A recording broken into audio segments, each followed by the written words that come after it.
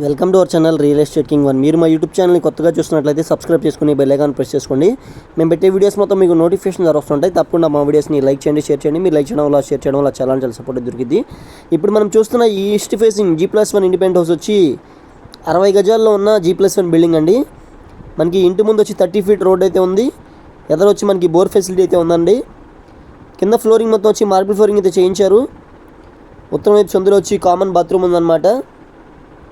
ఒకసారి లోపలికి వెళ్ళి చూద్దాం పదండి. మెయిన్ డోర్ వచ్చి టేకు డోర్ అయితే ఇచ్చారు. లెఫ్ట్ సైడ్లో మనకి కిచెన్ అయితే వచ్చిందండి. ఒకసారి వ్యూ చూడండి.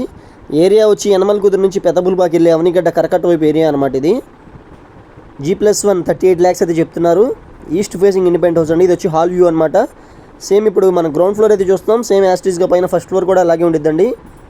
సింగిల్ బెడ్రూమ్ ఇండిపెండెంట్ హౌస్ అనమాట. హాల్ చూస్తున్నారు కదా, పెయింటింగ్ వర్క్స్ కానీ సీలింగ్ వర్క్స్ కానీ మొత్తం చేయించి ఉన్నాయండి. ఇప్పుడు మనం ఒకసారి బెడ్రూమ్ వ్యూలోకి వెళ్దాం పదండి. ఇది వచ్చి బెడ్రూమ్ అనమాట. దీంట్లో మనకి అటాచ్డ్ బాత్రూమ్ కూడా ఉంది. ఒకసారి వ్యూ చూడండి.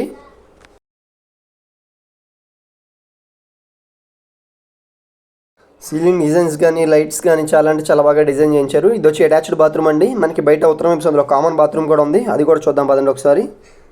పూర్తి వివరాల కోసం తప్పకుండా మా నెంబర్కి అయితే కాంటాక్ట్ చేయండి. మా ఛానల్ కొత్తగా చూస్తున్నట్లయితే సబ్స్క్రైబ్ చేసుకోండి మర్చిపోకండి.